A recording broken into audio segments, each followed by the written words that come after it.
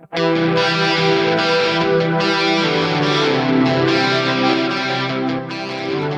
back to the Fourth Way Podcast. This is the second part of our Romans 13 discussion. And if you haven't listened to the first part already, you probably should, so you can kind of get a foundation for what we're going into today.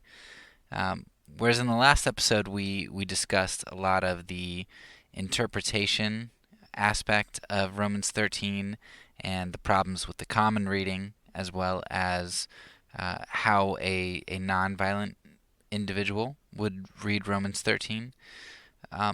We kind of left you with maybe some pretty big questions, because if you thought about the nonviolent interpretation of Romans 13, then you likely recognize that there are some pretty interesting implications for how that would play out in the real world. So as just a quick recap, the nonviolent reading of Romans 13 tends to go something like this. In Romans 12, Paul is telling us all of these things that are indicative of a Christian. He's giving us all these commands for how a Christian should live. And those commands center around love, sort of like the 1 Corinthians 13 passage, where Paul asks us to be living sacrifices to God, to feed enemies, to not do evil for evil, to leave vengeance to God. And then in Romans 13, Paul is going into the government. And this government is likely viewed, at least at the time that Paul's writing, it could very well be Nero, and during the time of his persecution. But there were plenty of other persecutions and difficulties for Christians living in the Roman Empire, and Jews in particular, who had experienced the just horrors of a Roman regime for quite a while now. And Rome was not a pretty country. It was wicked and evil in all of the ways that it did violence, as well as in its idolatry. And so Romans 13 then is not this pass for the government, or this encouragement for Christians to be a part of government, to kind of make things right and assert control, but rather it is God saying, look, I'm telling you how to live, sacrifice, love enemies, all that kind of stuff. And even in the face of governments that bear the sword and seem unstoppable, you can look back in the Old Testament and see how I dealt with them then, and you can trust me now that I am sovereign even over them. So you just do your thing. You just love, and don't forget that I'm in control. And that's the nonviolent reading of Romans 13. So violence is always wrong, and God does not condone, but rather sovereignly permits governments to enact violence. But if violence is wrong for me as a Christian, then there's some pretty big questions that I have to ask myself. So could I be the commander-in-chief of my country? Could I be the president? Because the president controls the army. Could any Christian be a commander-in-chief and consistently live out a Christian life? If I couldn't be the commander-in-chief, and if I don't think a Christian should be a commander-in-chief, then can I vote for the position of commander-in-chief?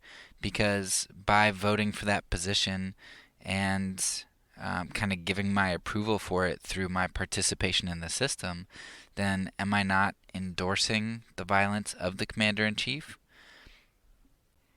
And on that point, maybe we'll dig a little bit deeper into it later.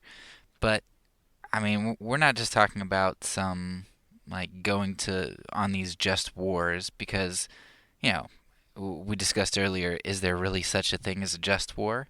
And I don't think there usually is. But there's a great video by Noam Chomsky, a really interesting historian, who just from the 1950s on, he goes on and he talks about all of the presidents and just the wicked things that they did and how each president could have been found guilty under the Geneva Convention.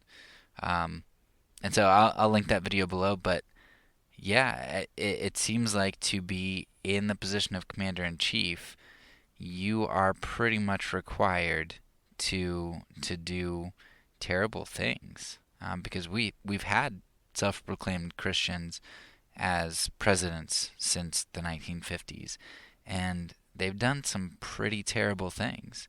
And that's just kind of part of politics. There's this compromise.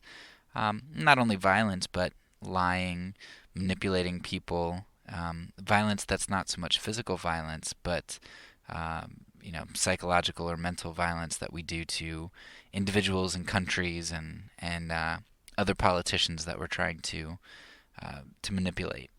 And speaking of manipulative politicians, what about Congress?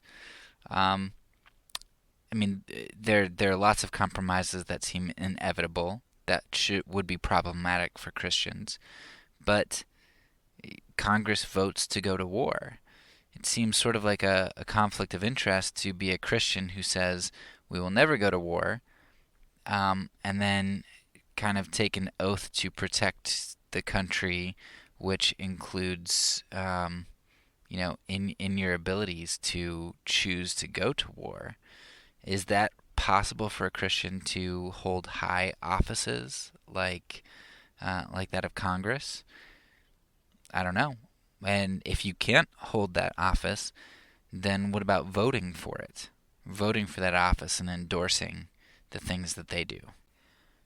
And all of these things so far probably just sound absolutely ridiculous, because to an American, this idea of your responsibility in voting and the power of politics is just unassailable. I mean, it is a given. This is the way that we control the world, and this is the way that we are responsible in bringing the kingdom, because that's how we control things. We control things through politics.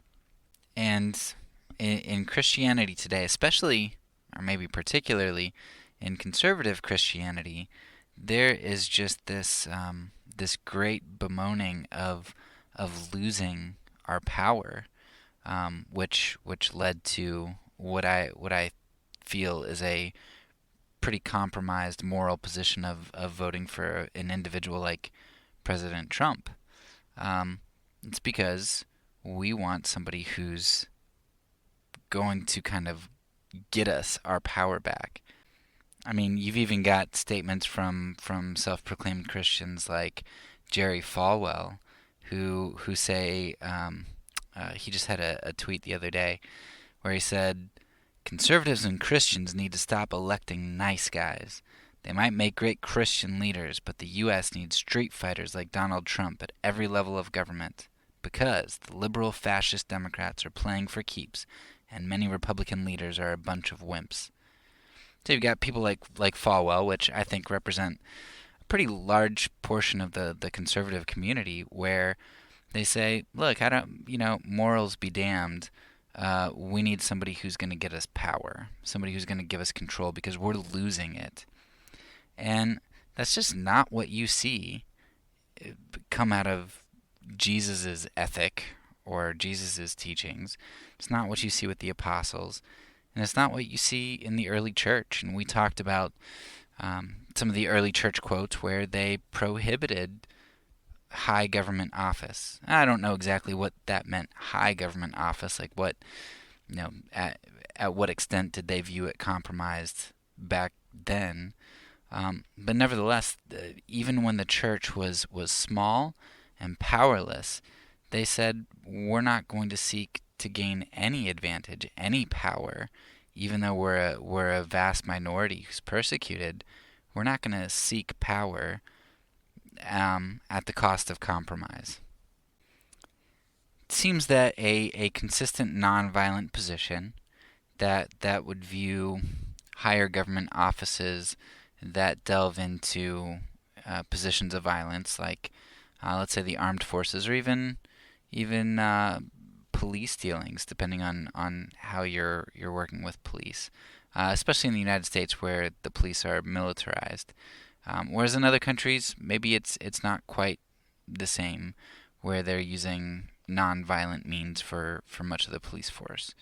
Um, I don't know, but it may be that on a non-violent position, individuals, to be consistent in not compromising, maybe they are relegated to political or public positions like public school teachers or postal workers or city council members. And I understand that that can sound very retreatist, as if you're withdrawing from a culture, and I get that. Um, and this just feeds that notion that nonviolent positions refuse to do good in the world, and that they are indeed passive.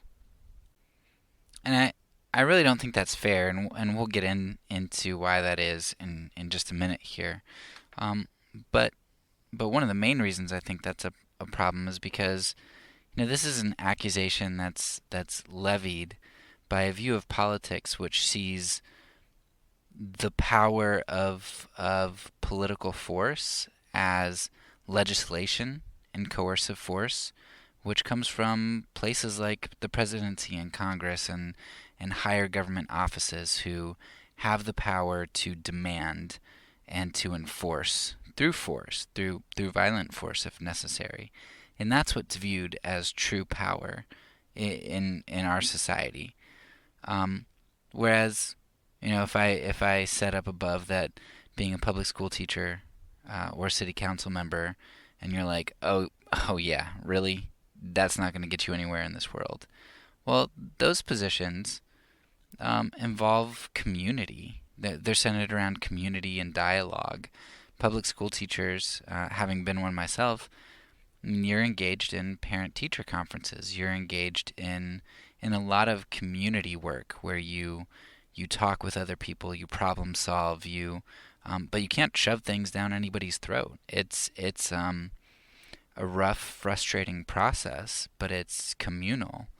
And same thing with from what I understand of city councils.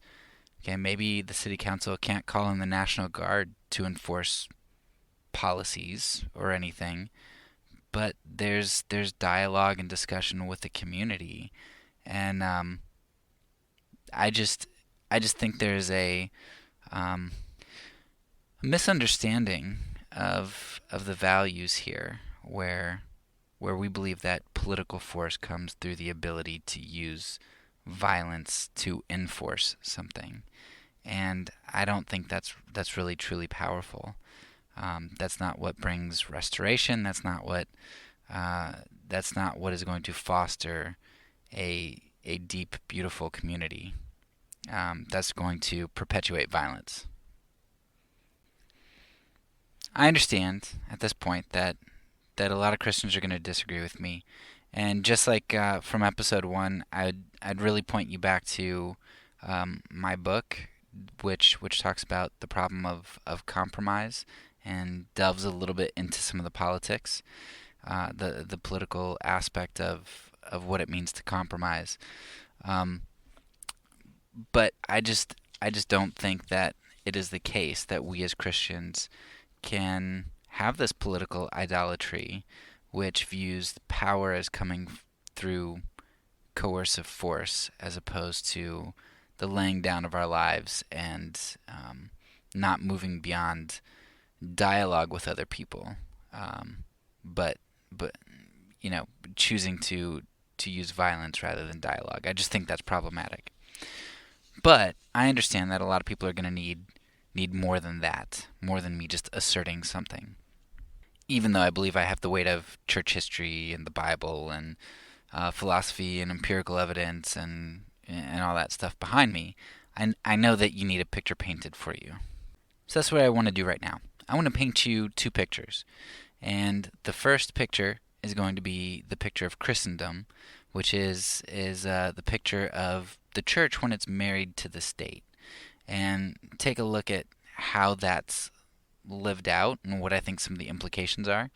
And then we'll take a look at what I think the kingdom picture would be. So let's start with Christendom right now.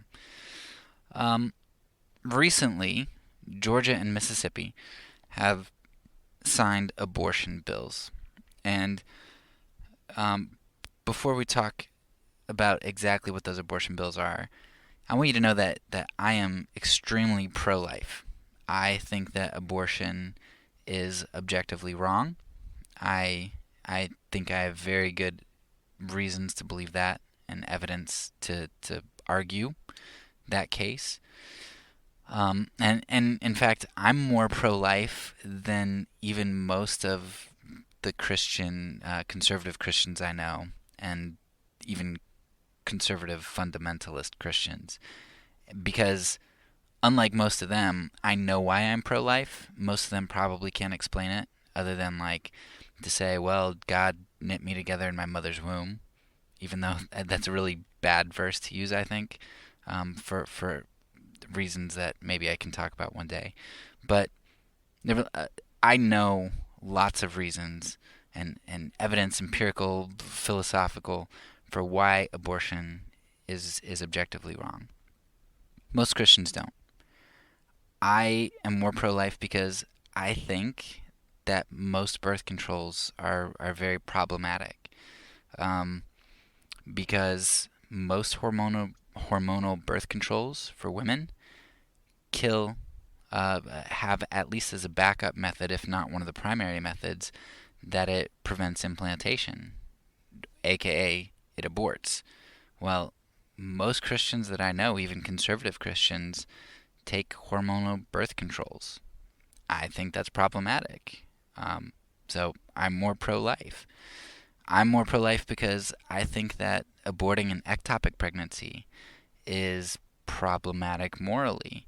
I understand it. I empathize with it, um, and I would weep for people who have to deal with making that choice. But if you're going to ask me if I think that is right or wrong, I'm going to say no. That takes an innocent human life. So I think I am more pro-life than most people I know. However, that plays out very differently for me when it comes to how I think the government should handle something. So Georgia and Mississippi recently signed abortion bills, which um, do take some big steps in criminalizing the act of abortion, or even seeking out abortions, even going to other states and seeking abortions. And they have some pretty significant punitive measures built into these bills, and I can't stand it. I I really have a problem with the bill. For as pro-life as I am, and how I I would I'm very happy about the lives that would be saved potentially through this bill. Um, at the same time, I don't think it's a good thing, because this bill isn't an expression of our culture's realization that children are valuable, and that um, humans are created in the image of God, uh, and abortion is wrong. But really, what it is it's a Christian influence on the government, um, that seeks to impose a maybe not a minority view, but impose a view that um, isn't widespread. And so what we're basically doing is we're taking this Christian value that I think is objectively true, and we are forcing it on people, and on a lot of people who disagree with that, and we're basically coercing them through force to act a particular way. And obviously, I think that's a problem for Christians to use coercive force, or to seek out coercive force. Now, if we lived in a culture where Christians lived out these beautiful lives that the secular culture looked at and said, wow, that's wonderful, and the secular government decided to impose abortion laws, well, that's great. The secular government can do whatever they want. The government can use coercive force. That's fine. But as a Christian, I'm not going to be a part of that, other than influencing through my life.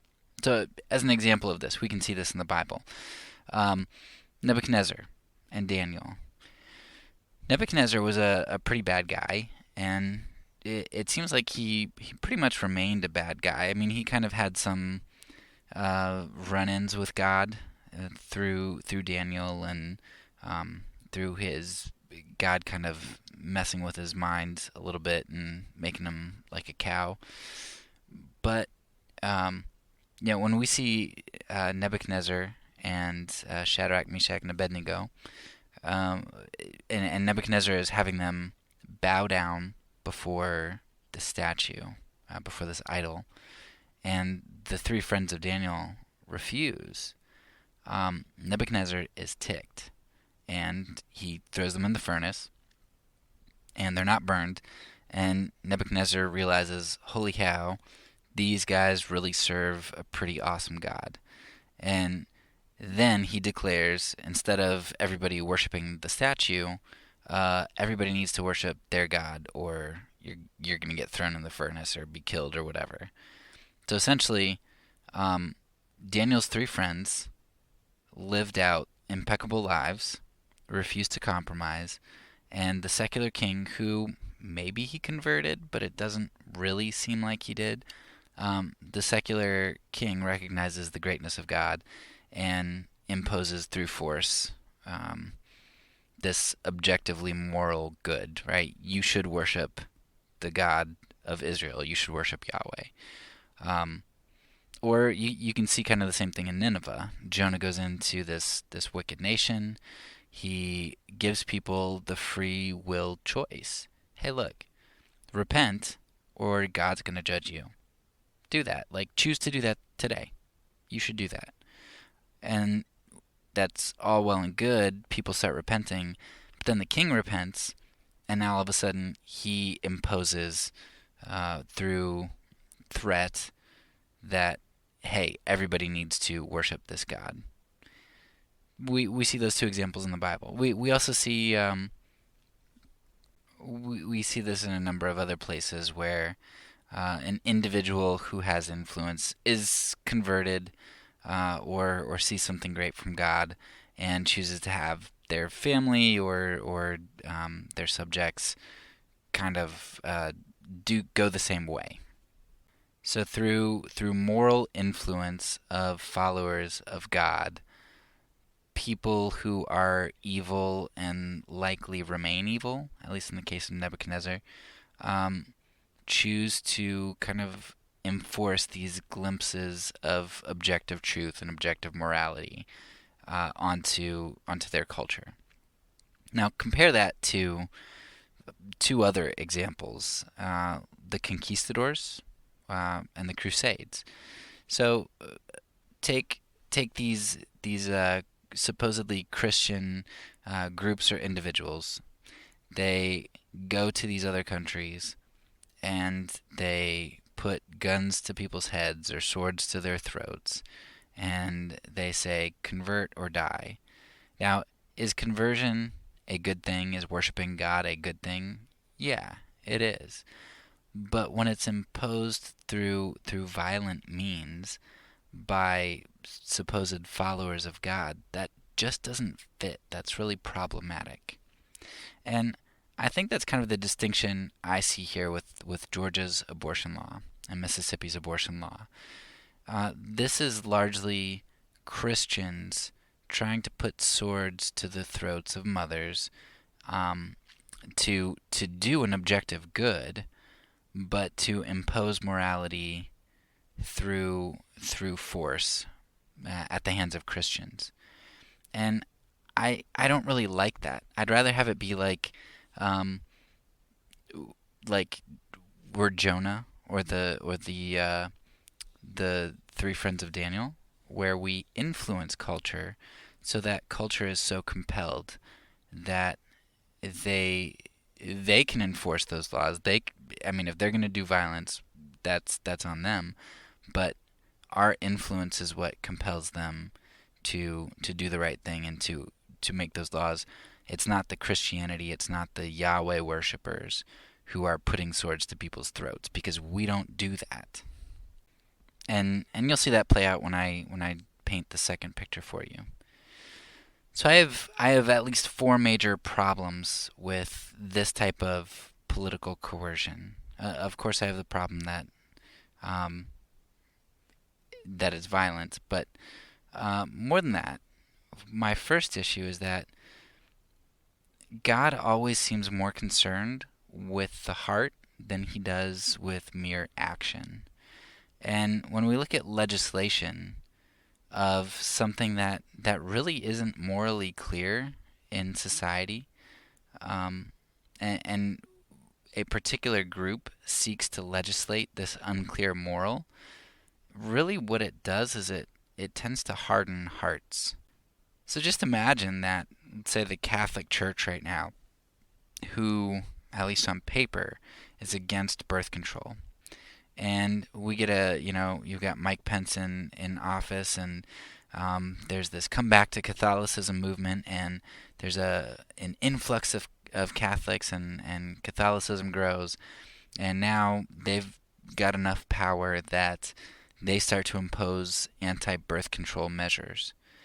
Now, if they started doing that, and let's say they're right about birth control, let's say it's bad, and they impose that, there might be, it might be good that this objective moral right is done in greater measure, but in a certain sense, it's not really done in a greater measure, because people's hearts aren't in it, and you haven't changed people's hearts. And even worse than that, not only have you not changed people's hearts, but if the Catholic Church would do something like this, they'd probably just tick people off to anything the Catholic Church has to say, because through coercive force, the coercive force of legislation and the police and armies that are behind it, they're just imposing their will on other people through the threat of violence. And that would make a lot of people mad, and it would just turn people off to their message. It hardens hearts to use force through legislation. And I know that a lot of people will say, oh, so what? We shouldn't have any laws? And I'm not saying that at all. Of course, I'm happy that we live in a country that has laws, and that has a lot of good laws. But that's why a law like murder is all well and good to legislate, because there's not any particular group that pushes for it. Everybody recognizes that, well, most people recognize that that really is a bad thing. And so everybody's good with legislating that. And it's not one group trying to ram morality down another group's throat. And it's pretty universally accepted. So does that mean that I'm a relativist and I think that things are only wrong if a majority of people thinks they're wrong? And no, of course not. I think abortion is wrong, even though it's legal right now, and even though there are a lot of people who would disagree with me. But my goal is not to then try to garner just enough political support to get, 51% of the American population to come to a certain point where we can ram this morality down other people's throats. But my goal as a Christian instead is to live an impeccable life, like Daniel's 3 friends, so that it so compels my society and the leaders of that society to desire what it is that I have and the way that I live life out, so that they'll come to accept that morality. That's a heart change, and that changes society. Legislation hardens society, and not only does legislation harden society, but in a society where people are acting morally only on the surface, only in their actions and not in their hearts, I'm not convinced that God is any more lenient on that society, because God's not so concerned with what happens on the outside as he is with what happens on the heart. I understand that that concept might sound a little bit crazy to people, that God is not going to bless individuals for having right actions, um, even if their hearts are kind of messed up. I mean, we believe that on the individual level when Jesus says that hate is as problematic as murder. And we recognize this in the Pharisees when they have right actions, but their hearts are terrible. But for some reason, we think that on a larger societal scale, if we can just get a group to have right actions, that somehow we forego judgment, and that this is an overall much better thing. And we just don't necessarily see that. Take, for example, in Isaiah 1, or you can take a look at Amos and some of the other prophets, where they just rail against Israel. And they say that from God's mouth, they say, I don't want your offerings. I don't want your feasts, your keeping of all of these things that I've commanded you to do. Like that's these sacrifices and these offerings and these things that you're going through in just a mindless, heartless fashion. You're not really fulfilling the law by doing these seeming right actions, by following the law to its letter. Those things might be good in a certain sense, but they're not good when your heart is not good. And I think we kind of see the same thing here with legislation. Okay, if we think that we're really making something a Christian nation or a more moral nation by holding a gun to people's heads and telling them that they have to do something or else they're going to go to jail, that's not really changing hearts, and that's not really foregoing judgment. At least that's not the indication we would get from the Bible as far as God's concerned with people's hearts. And again, we might be able to say, well, at least if we stop abortion, at least we're stopping some bad actions. So even if we don't change hearts, it's better than nothing. And I don't necessarily agree with that. While I can really like the fact that lives are being saved, I just think as far as legislation goes and the power of coercion goes, I think you end up doing a lot more harm than you do good. You harden people's hearts, and you don't really forego judgment. You just make it latent and below the surface.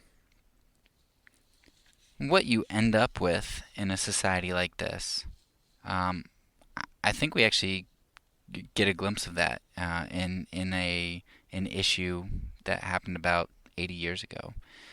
Take a look at prohibition. You've got these well-meaning individuals who see this societal evil. Even if you think drinking's great, there were lots of problems with drinking and how that was playing out in society. And so people see some of the evils that are playing out that are associated with liquor, and so they say, "Hey, let's prohibit alcohol," and they do. And what does that do? Well, it creates gangs, and it creates a lot of problems for the U.S. So much so that they have to revoke that because it's so problematic. It hardens hearts. Legislation hardens hearts, and it masks these latent problems that really fester under the surface until they kind of erupt and can end up being worse than the problem itself.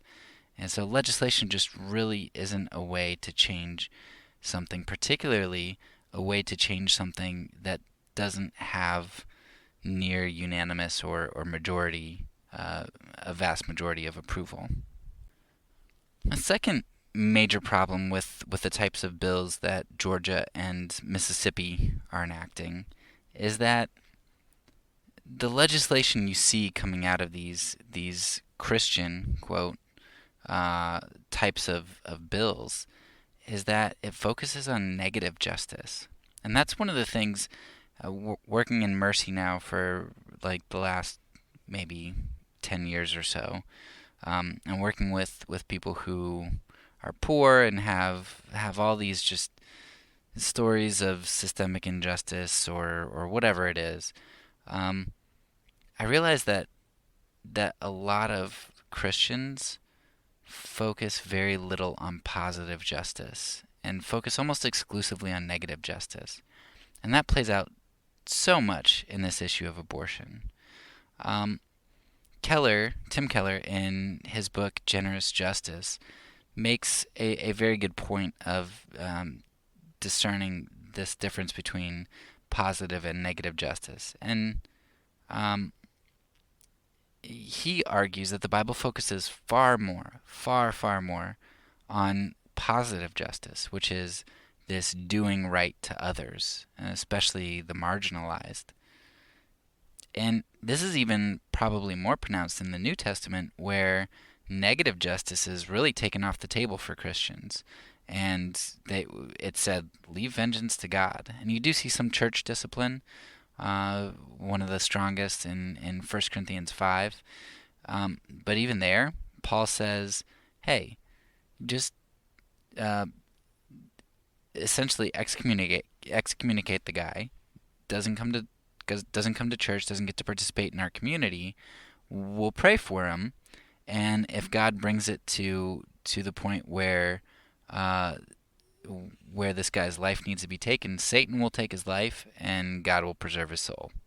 So leave him out there facing Satan without the backing of the church, is what Paul says.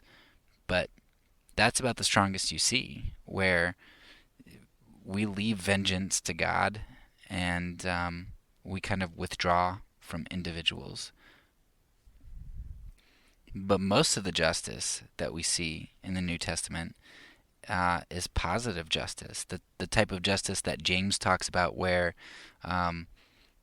true religion is to help the orphan and widow. It's doing things for the marginalized. It is seeking the good of others. When you take a look at laws like the Georgia abortion law, the law is not about positive justice. It's about power, force, and coercion. It's retributive in nature. The law is about what do we do to somebody if they do something evil, like abort. It's not about how do we help someone envision good and live it out. So as far as I'm aware, from what I've been able to find, these laws don't provide more resources for adoption. They don't provide more resources for women's shelters. They don't really do anything positive. It's just saying, hey, mothers, we're not going to consider how difficult it is to be a mother, that you might be a single mother, that you might be poor, you might not know where your next meal is coming from. We don't know any of these things, but we're going to throw you in jail if you even seek an abortion, even outside of the state. Well, it's even if you're a Christian who thinks that abortion should be made illegal and you have no problem with the state using force, you're going to have a hard time explaining to me how you can be so much more focused on this aspect of negative justice than you are on positive justice. It seems to me like you would want to put 4 times as many resources into legislations that would help people, that would come alongside people, that would provide for mothers, than you would be about the retributive aspect of it. And that's one thing I don't really understand about, especially the conservative side here, which is we don't want to give government money. We don't like the way they use money. But when we're going to convict more people and provide more jail time, we're okay passing legislation right here that's going to do that, because we're going to have more mothers convicted and they're going to go to prison for a longer time, we're okay footing the bill for that retribution, but we're not okay, or we're not going to seek out funding for adoption and other sorts of positive justices. I just don't get that. Why wouldn't we want that money if we could choose where that money's allocated? Why wouldn't we throw more of it at the positive justice as opposed to the negative? And that just doesn't seem like a Christian thing to me. And that aspect, I think, goes back again to the first episode where I talked about this ideal that conservatives like me have, which is this idea of personal responsibility. And it's okay to forego positive justice to people like single mothers who could have chosen otherwise and got themselves into this situation because they kind of deserve what they're getting. That it's their responsibility. And we'll help the tsunami victim, but we're not going to help the victim who made morally irresponsible choices. A lot more that I could keep talking about, but I'm sure it would just be a rant and a ramble, so I'll move on.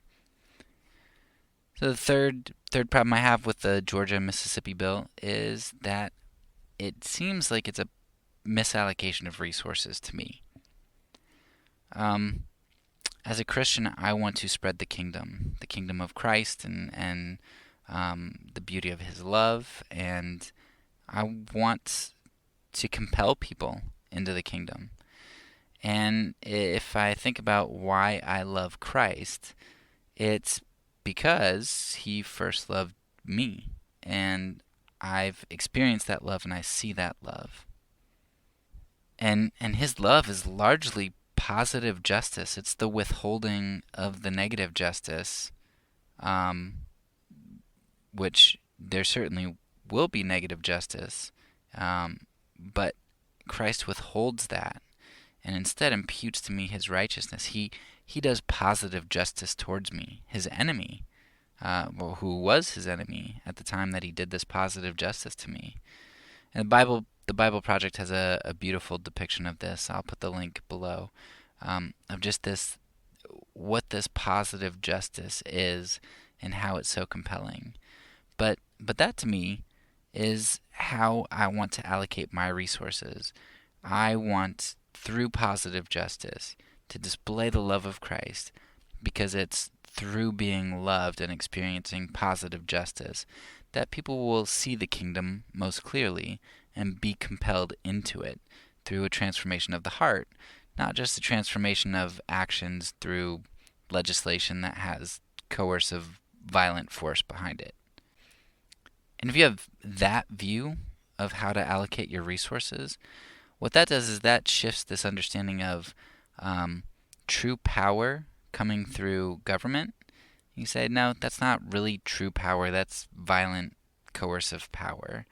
True power, the power to change hearts, the power to love enemies and to have enemies begin to love you, that power, that doesn't come through government. That comes through the church. And Christ reigns over the church. He reigns right now. He established His kingship and His power 2,000 years ago. And the church is the seat of power, not government. And so the Georgia and Mississippi bill seem like they're misallocating resources. Christians who are spending so much time and so much money trying to lobby for these things, they're misallocating their resources. They might save some babies, and that's wonderful, and I love that there will be some babies who are saved by these bills. But that doesn't mean that I think that the means being used are the right means, and I don't think that they are the means that represent the kingdom the best. Problem number 4. It seems to me that the Georgia and Mississippi bills, the type of philosophy that makes somebody seek to push those types of bills forward is extremely inconsistent and can't be sustained. And that problem largely arises because when you couple this willingness to use force and this idea of objective morality, then it's hard for you to explain to me where that stops in consistent application. And I talked about this a little bit in the last episode, but if God showed us what his law is, and if we believe that the law is objective, and we can come up with a pretty good list of objective morality, of things that we know for sure, that we can find in the Bible that are objectively good or bad. God showed it to us. And God even showed us his ideal society. God showed us the types of laws that he wanted to implement in the Old Testament. And God showed us what he thought just punishment was for some of these things. Then why don't we seek the same sort of thing? If adultery was punishable in the Old Testament, and it was punishable by stoning, why are we so against adultery being illegal today and having a harsh punishment for it today? And if that was of God in the past, what has changed? And you can say that we don't live in a theocracy anymore, and that's great. Maybe it's true. I mean, it depends if Jesus reigns in power now and we're his kingdom and it's a political affiliation. I mean, depending on how you define theocracy, we do live in a theocracy with Jesus as our only king. But even if you're going to say that we don't live in a theocracy, well, if you're willing to try to enforce abortion laws on a society that has a significant amount of people who disagree with that law, then what you're doing is you're trying to impose the law of God onto people who disagree, who aren't Christians. How does that make sense if you're going to try to say you're going to try to argue away adultery by saying we're not in a theocracy, but yet you're still willing to impose this other objectively moral wrong, abortion? You're willing to impose laws on other people there. Well, they're both objectively immoral. Like what is it? How do you dismiss one by saying we're not in a theocracy, but keep the other one? It just doesn't make any sense. And I really have yet to hear somebody explain to me how you can have consistent application when you're willing to use force on people to impose your morals because your morals are objective. But then as we work down the list of morals that are objective, we get to a point where people are unwilling to say that they're willing to impose that objective moral into legislation. And why? Why is that? And I'll wait for an answer. Okay, so that's kind of the picture of Christendom, the picture of what it's like to kind of use violent force to impose your morals on a society that has a significant amount of people who disagree, and some of the problems that I think exist there. So let's take a look at what I think the kingdom picture is. The kingdom of Christ separated from the kingdom of man, divorced from the marriage to the state. What if, instead of having coercive abortion laws that sought retribution, retributive justice, what if the church instead, if you wanted to use politics like city councils and other sorts of things, What if we lobbied for government funding for women's shelters, or for easier, or maybe not easier adoptions, but cheaper adoptions for people who are able to get through the system? What if the church, instead of opening for 2 hours once a week on Sunday morning, what if the church was open every day and had somebody at the church where women could come in and get help, get counseling, or um, have other mothers to talk to? And what if every night the church was open so that mothers could come in and sleep? Maybe even mothers and their babies, their newborn babies, could come in and they could have free lodging, and there would be a couple people on staff, or volunteers, who would help to watch the babies at night so that mothers could get sleep. Because as a single mom who probably has to work, that would be really difficult to be able to provide for your family and get sleep and take care of a newborn. What if the church adopted more people, adopted more kids? Our church started talking with other groups that, I think one initiative was the 686 initiative, where we're trying to get a support group to help foster more kids. I think there was a like 111 initiative, which said, like, if every church in the United States would have one family that would adopt one child, there would be no children in the United States, like foster or adoptive system, something like that. So essentially, if every church had one family who would adopt a kid, we wouldn't have, there'd be nobody to adopt in the United States. One family per church. So obviously, the church is not doing well with adoption. Um, I mean, I guess, yeah, we can adopt from other countries and such, but um, there really isn't that much going on by and large in the church. Maybe the church does more than other groups, maybe, I don't know. But nevertheless, the church isn't doing all that much. So what if had, if each church had several or many families who adopted? What if we provided lots of funding instead of lobbying government officials?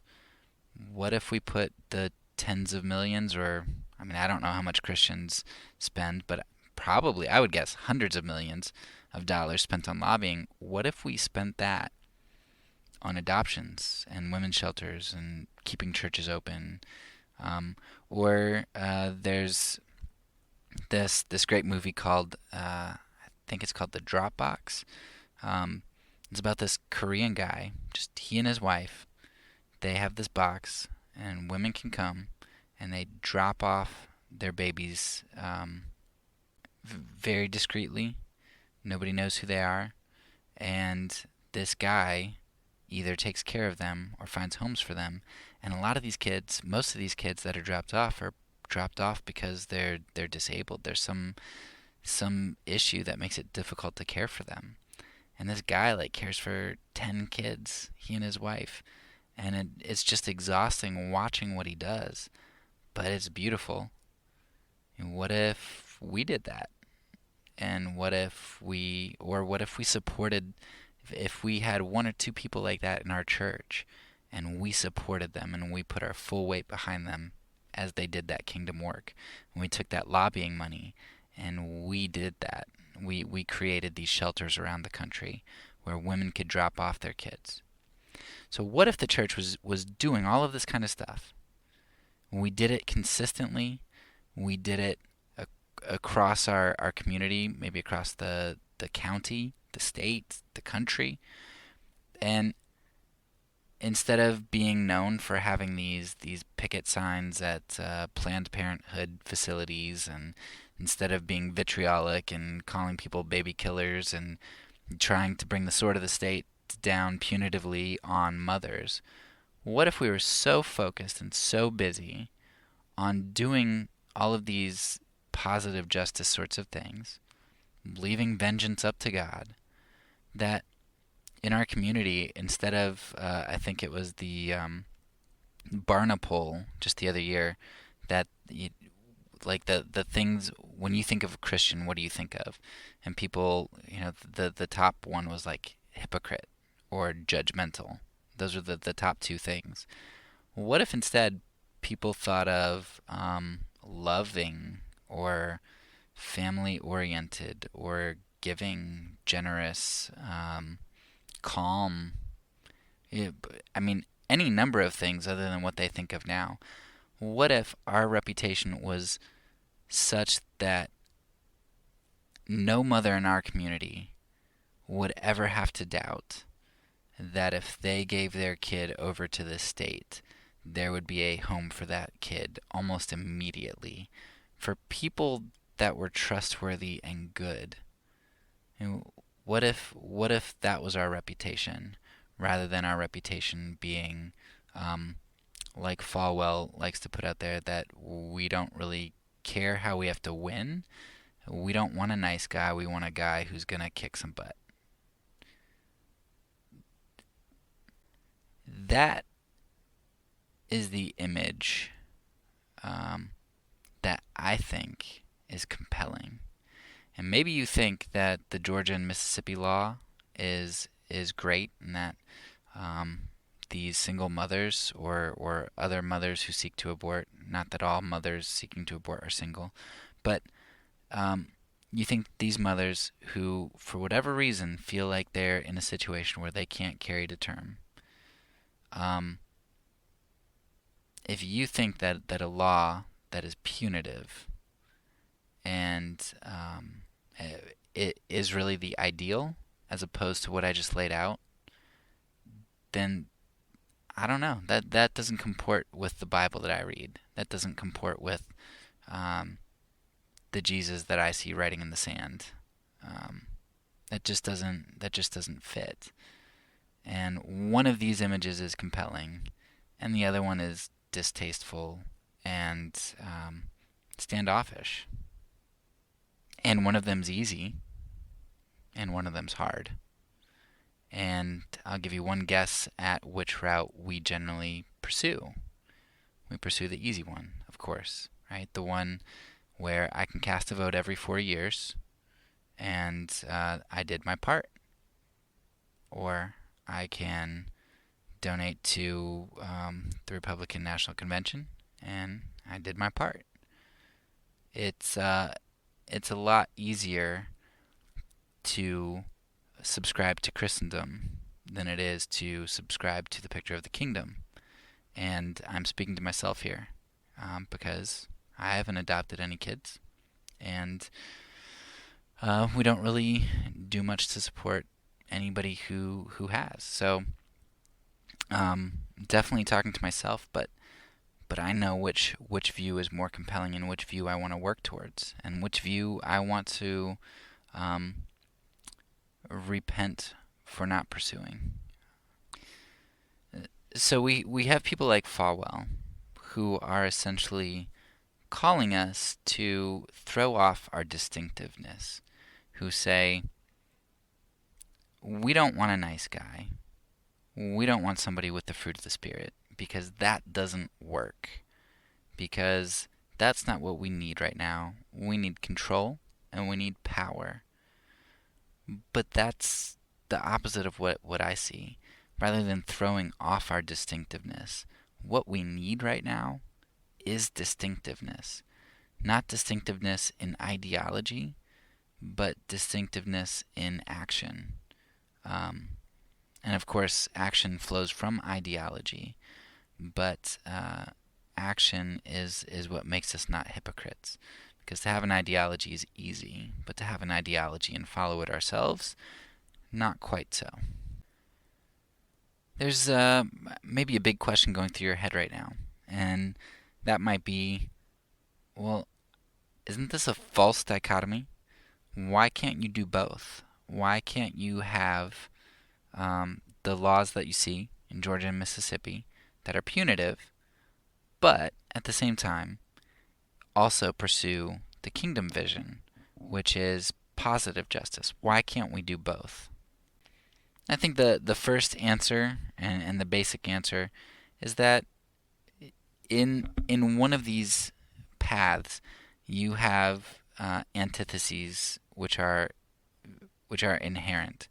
So in political power, if I'm nonviolent, political power uses violence to enforce legislation, and that's the antithesis of what I think Christianity or Christ calls me to. And so that's a pretty big problem right off the bat. So to kind of embrace Christendom would be to embrace something which has at its core an antithesis of what I think Christianity is supposed to embody. And maybe you can think of it kind of like work and money are tools which um, can be very good things. Work is a good thing instituted by God, and money for me to be able to support my family, that's a wonderful tool. But those things are able to be corrupted, but they themselves are not inherently corrupt. But at the same time, some work is inherently corrupted. So working as a drug dealer for a gang, or maybe prostitution, those those those are works, jobs which are inherently corrupted, which isn't they aren't amoral, they're immoral. Whereas being a businessman or businesswoman, it could be bad, it could be good. It depends on how you conduct business and what business you're involved in. Politics to somebody who espouses nonviolence would be more like the prostitution, or at least higher level politics, where you're dealing with violence in particular.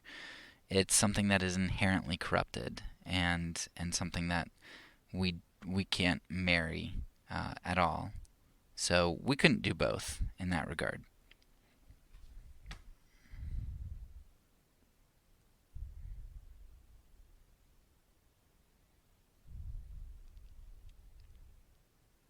I think the other issue that I'm going to have is that there's also this concept of competing allegiances. And you can see that, especially right now, probably most clearly in the immigrant situation and the way that we are forcefully dealing with immigrants and the way that we are treating immigrants. And I really struggle as a Christian how I can work through this issue. I was having a discussion with somebody about immigration, and um, they were saying, we need to protect our citizens, and I understand the concept there, and I know that the United States has laws, and I know that they have the governmental right to enforce those laws, and that people are supposed to submit to laws. I get all of that. But at the same time, that seems to be a very big problem for me as a Christian, because I don't know how in the world I can say that my government should protect our people uh, over over the well-being of God's people, which is all people. So there are immigrants escaping terrible situations. Um, I mean, even if it's not a situation in which the U.S. Is required to take them in for, even if it's just extreme poverty, I mean, who knows, all sorts of situations. Um, for me to say that my concern is more for American citizens and American rights than it is for a fellow image bearer of God. I don't know how I can say that as a Christian. That's not my allegiance is not American citizens to American citizens. It's not to my American government. It is to the kingdom and the upholding of the image of God. And there is no our people that I'm trying to protect. My government can choose to do that, but if that's the job of the government, then that's not a job that I can have, because that is not of God to um, to make borders to keep people from sharing in the goodness of what we have. That's just I can't rationalize that as a Christian. So in the issue of abortion, perhaps competing allegiances doesn't come up nearly as much as it does when you're talking about something like immigration. But I think you still can kind of see the point where um, if if the way that the world conducts business and accomplishes things is to legislate and to use force to make other people comport, but the way of the kingdom is to live in such a way that you compel people to change their allegiance to Jesus Christ, then my use of force, or my seeking of legislation, or my taking on a vengeance for myself rather than leaving it to God, that's idolatry, and that's a competing allegiance. That's a competing allegiance with Christ, and my allegiance is to Christ. And so it's a little bit different, but I think it's a huge problem of competing allegiances when we try to say, well, I want to build the kingdom and do positive things, but I also want to legislate and pursue governmental power. I don't think you can do both. And I guess that would take me to my last point, and which is I'd be very skeptical that if you do try to do both, that you're going to do both well. And I mean, church in the United States is case in point, which is right now, conservative Christianity in particular, but probably all brands, I'm just not as familiar with other brands, are wrapped up in political power. You see it with our compromise with President Trump, and then you see the reaction of the left when they lost power. It was almost like, I mean, their hearts were ripped out, and everything is all about having to get President Trump out and getting their person in, and we just worship politics, and you can look at what we're lacking in what we do in our positive justice. And you look at other countries where, let's say China, where Christianity has been flourishing and growing, and you wonder, how is it flourishing and growing when they're not really able to be overtly in high government offices. And it just seems to me that again, I have not done any studies on this, but I would be willing to bet that the quality of Christianity, or the image that's conveyed, probably tends to be inversely proportional to the amount of influence Christians have in government. Just a guess, but it at least appears that way in the world today.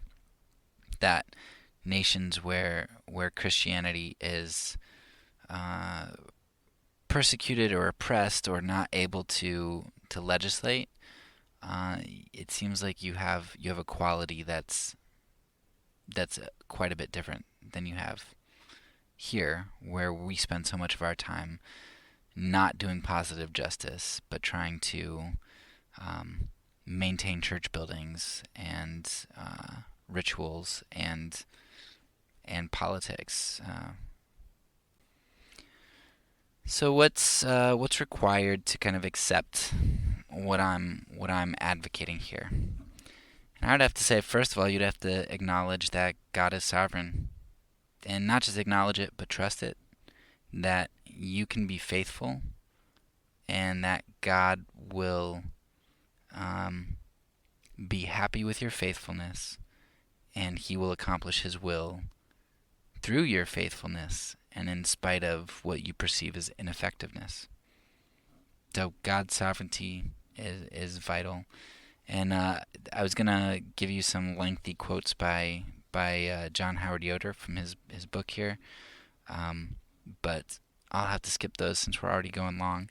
And you can just take a look at my summary of Yoder's work and check out some of his quotes. I think secondly, playing off of that, of God's use of my faithfulness, is this recognition that God does indeed desire faithfulness over sacrifice. And we see that very clearly with Saul.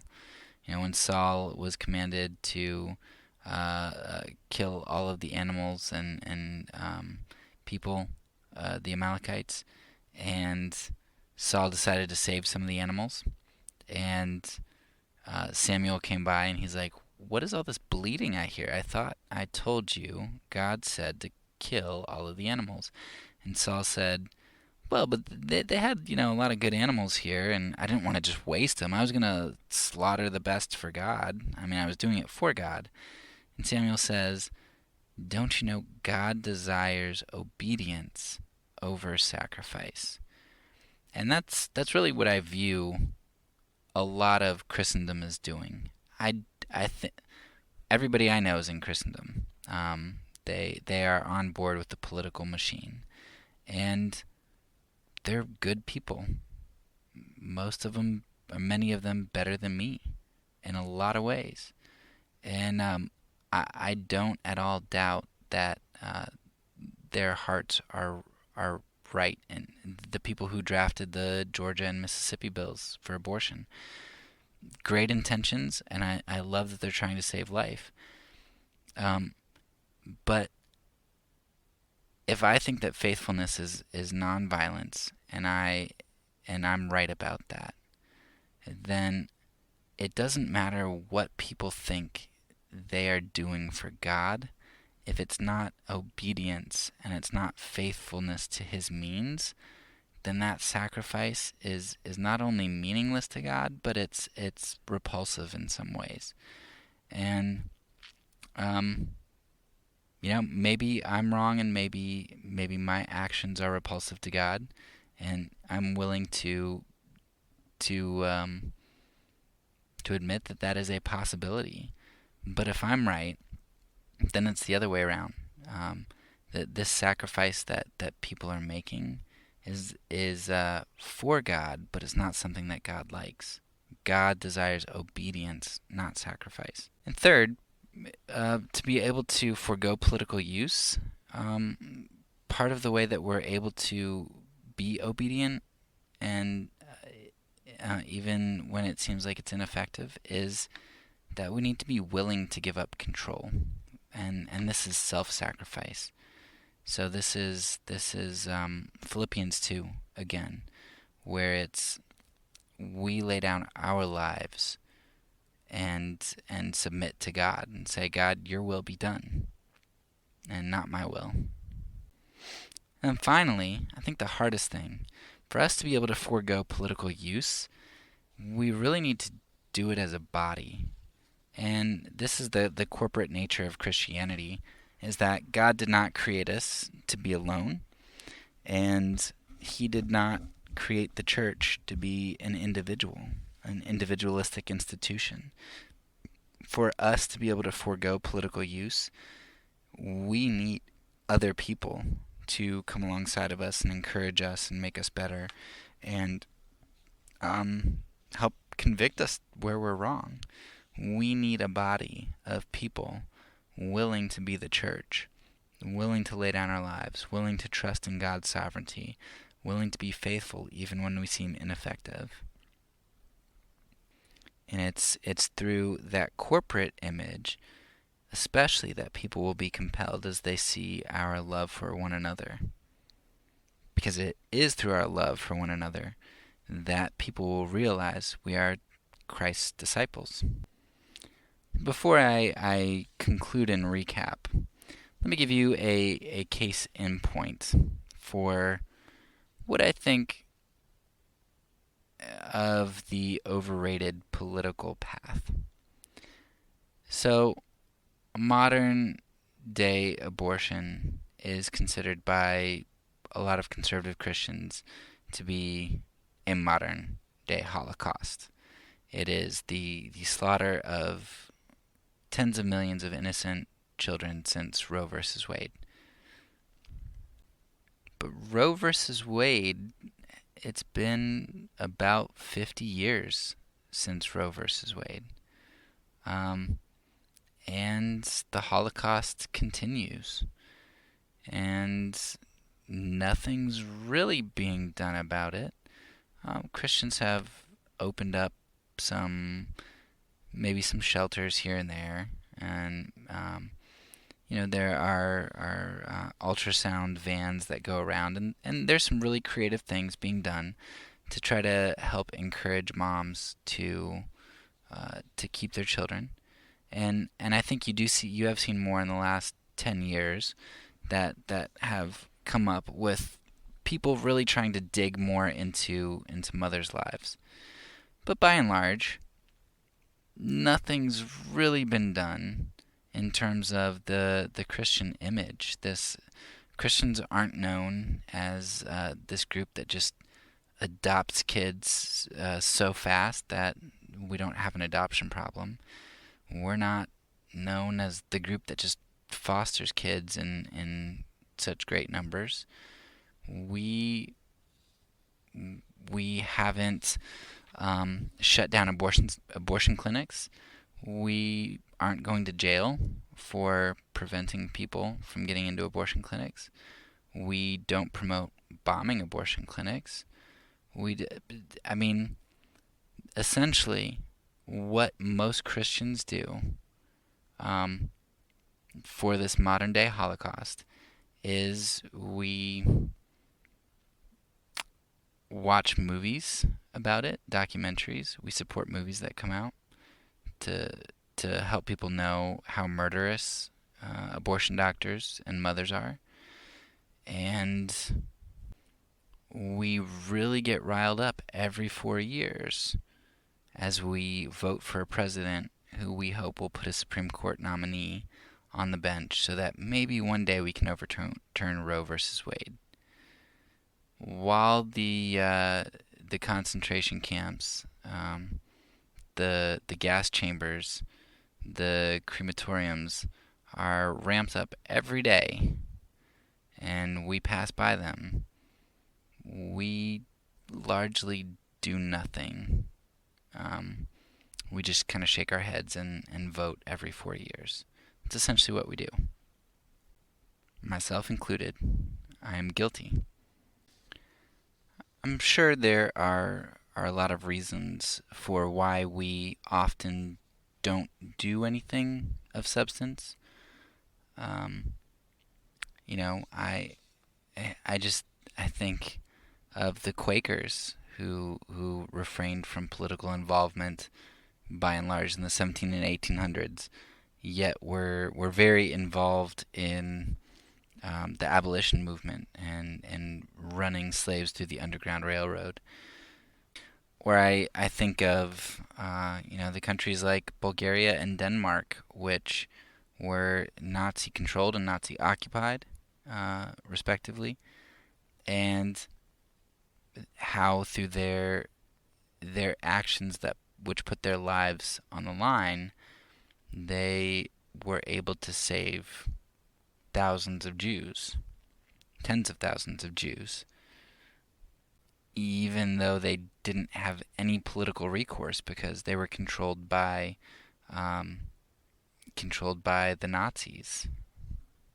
And upon reflection, it seems to me sometimes that when we have this idolatry of politics, that it promises that we're doing something meaningful, and we think that we have power in the pursuit of politics. But as Roe versus Wade shows us, we can sit around for 50 years and allow a Holocaust to go on, thinking we're doing something. If we didn't get our guy in last year, we'll get him in 4 years from now. And that's kind of what our action is. It's this sitting and waiting, because since power comes through the political sphere, we have to wait on the political sphere and of gaining power in that sphere in order to really do anything for God. And that's why you get people like Falwell saying we need to compromise so that we can get political power, so we can do something for God. And in reality, we've passed 5 decades of doing nothing while the gas chambers are on. And I really wonder if it would be different if we didn't have this political idolatry. If instead of Christendom, we sought the kingdom. If we recognized that true power didn't really come from politics, but came through the church and through investing our time and our resources in that community, and through that community changing hearts and creating an image that society couldn't ignore, I just wonder what that would do.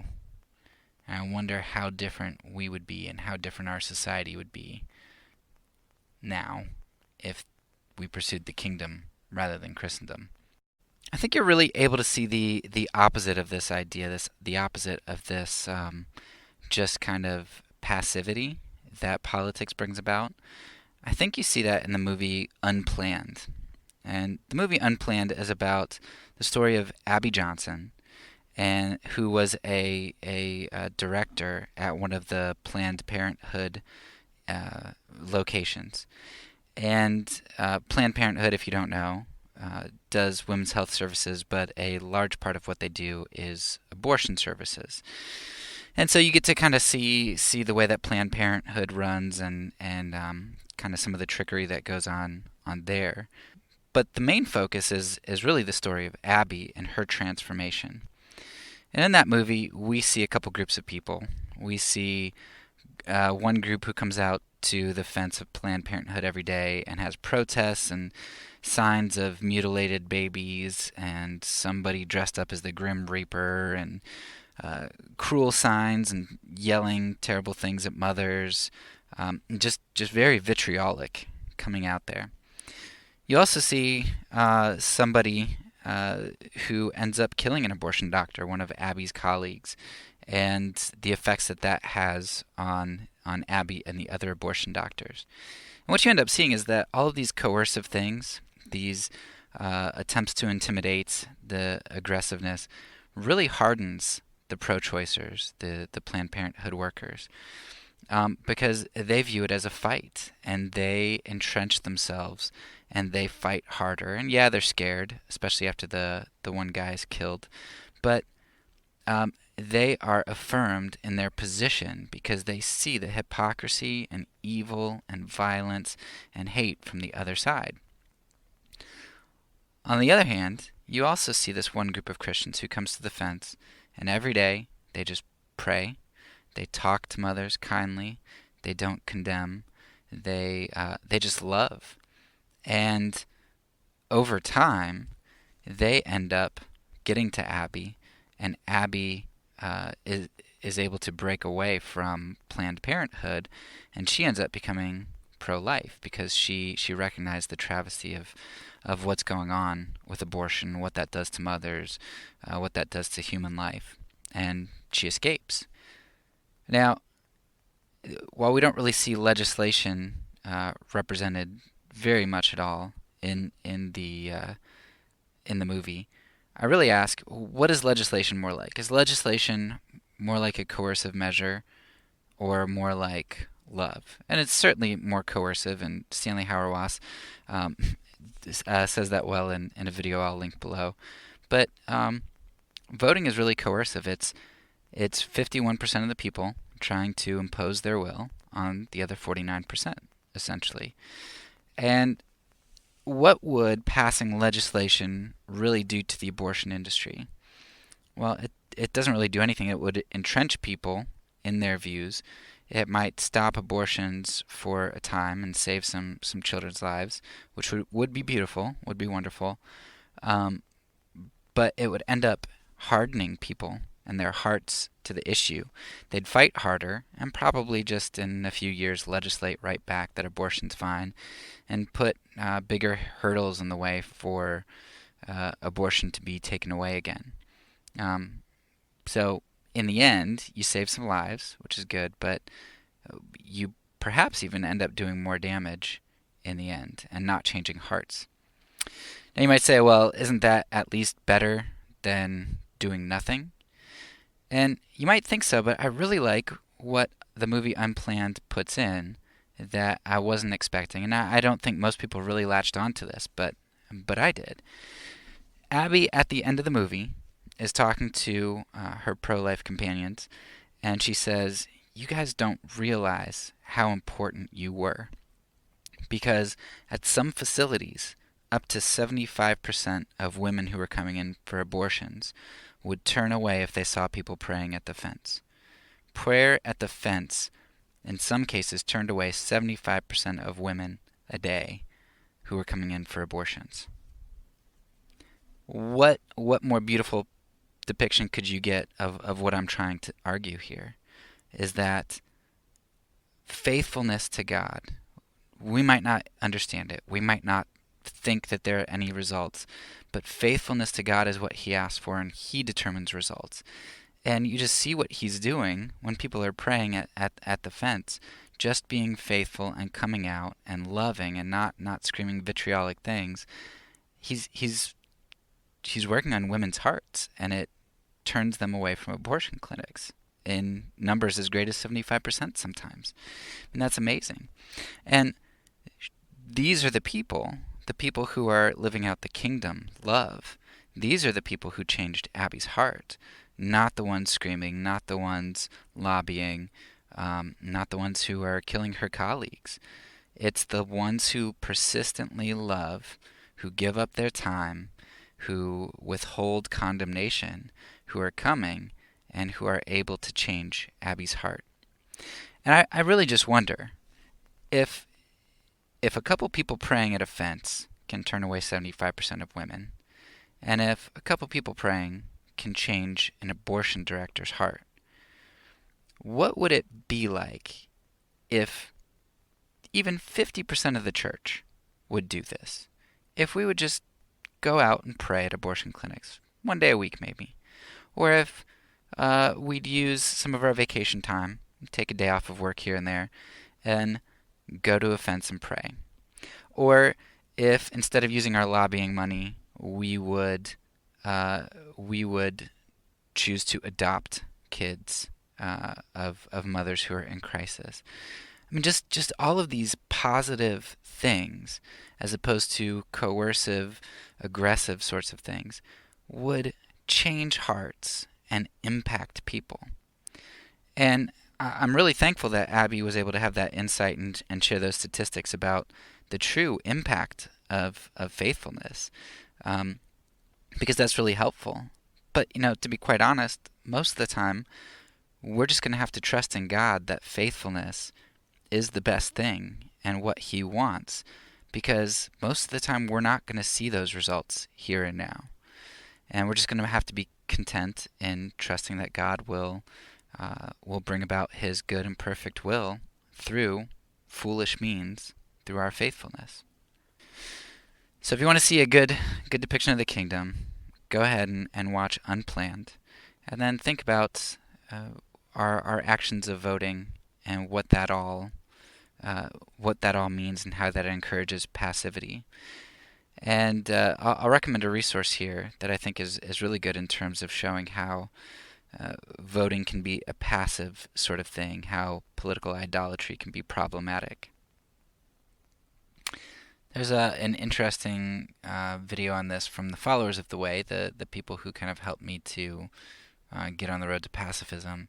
It's called something like Voting an abdication of responsibility. I don't necessarily agree with everything that's said in there, but I think it should certainly give you pause to think about how political idolatry shapes the way that we think we're acting in the world, but are actually being largely passive and handing over our power to a political system rather than submitting to our king and living out the kingdom life. I also do want to mention that there are varying degrees of how the nonviolent position would handle politics. And there are a lot of people who have no problem with politics by and large as nonviolent individuals, and they have varying ways of explaining that. So, again, I'm still out on this, and I don't really understand all of the ramifications, and I don't exactly know what I believe about where to fall politically yet. And I've just tried today to kind of give you the strongest viewpoint on the other end of the spectrum, which is that we should really avoid most forms of government. Probably, if I'm going to land somewhere, it might end up being somewhere more towards the left of this, more towards accepting some more forms of government. But today we kind of went to the extreme and looked at what the opposite of a full government embrace looks like. You can take a look at some other books. I mentioned The Politics of Jesus, which might touch a little bit on this type of thing. There's a good book called Electing Not to Vote, and there are, I believe, 7 essays in that where 7 individuals talk about their moral dilemma of voting and how that kind of played out in their rationale. It's not super theological. It's not going to get you lots of deep answers, but it will at least get you started on why people might feel convicted in different ways and how they kind of work that out. There's certainly, like with most beliefs, there's certainly a spectrum here, and everybody's pretty familiar with the embracing of government aspect on the spectrum, and I've provided you with the opposite of that. So figuring out where on the spectrum you land will be helpful for you, and kind of working through that. I'll also put at the bottom a link to an article or a video, I believe, by Gary Habermas, not Habermas, I'm sorry, Hauerwas, Stanley Hauerwas. And Hauerwas has a really good video discussing how legislation is in fact coercive force, or how it has that behind it.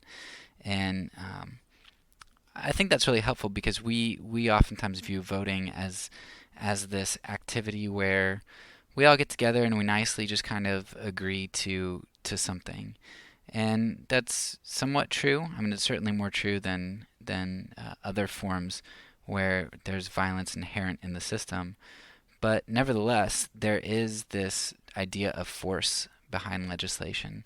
And Hauerwas, I think, uncovers that pretty well and explains why individuals would have an issue even with voting, even if they're not going to be the commander-in-chief themselves, why voting is problematic for them in regards to legislation. So I'll put that at the bottom as well. In conclusion then, trying to wrap this all up, God calls us to faithful obedience, not to sacrifice. He calls us to live how He has shown us and how He has taught us in His full revelation, Jesus Christ. And if that obedience means enemy love, foregoing violence, and giving sole allegiance to the kingdom over governments, then that's what we ought to do. A kingdom ethic that is lived out in this way compels people through its biblical emphasis on positive justice, while simultaneously not undercutting its legitimacy through violent imposition, which only hardens hearts. The kingdom in the church is true power. It's where true power lies. Whereas waiting on political action is not only inconsistent with Christianity, but ineffective. So in closing, I really hope that you can see that I've put a lot of thought into the implications of what a nonviolent reading of Romans 13 gets us. And rather than my conclusion making me feel like I'm missing out by withdrawing from certain spheres of political power, the spheres that our society views as most powerful because they have the power of the army and the police and legislation behind them, rather than finding that cumbersome, I find it freeing, and it helps me to recognize that I'm not just one out of a couple 100 million votes, but I am a integral part of the kingdom of Christ, uh, whose king is reigning in power now, and who is promised victory. And I go out in that power, and I hope you will too. So that's all for now. So peace, because I'm a pacifist, and I say it